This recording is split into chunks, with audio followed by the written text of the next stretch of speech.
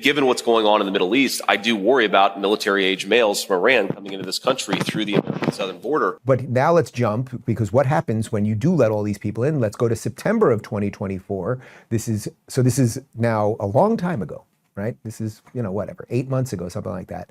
I guess it's not that long, but it is about 8 months ago, but well before this war, JD Vance telling a story about Iranians who are lying to get into the United States. And I wonder, is it possible that some of them don't have good intentions?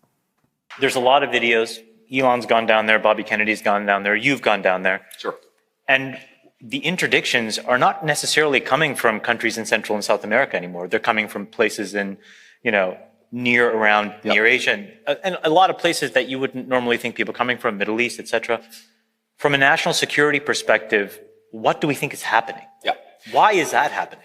Yeah. So, part of the reason it's happening is it's not Hondurans necessarily. Right. It's Uzbekis, that's right. No, it's Iranians. It's Iranians. Yeah. It's people from all over Asia, Africa, Europe. I mean, look, if you look at this, that is the open door, right? So if you want to come to this country, that is the open door, and God knows why some of them want to be here. I mean, given what's going on in the Middle East, I do worry about military-age males from Iran coming into this country through the American southern border.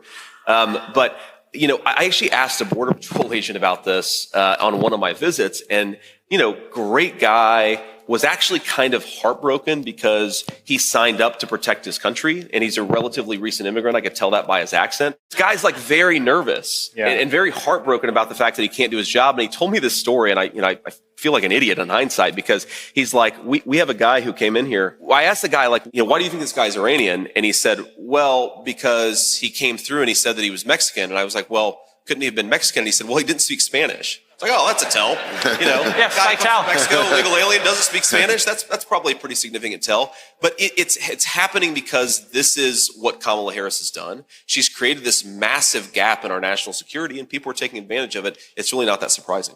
Okay, so it's just obvious and true and real. And when you let in 21 million people, and even ones that you stop, that then you let in, and you have to check in with us in 3 years. You don't know where these people go. You have no idea what their intentions are.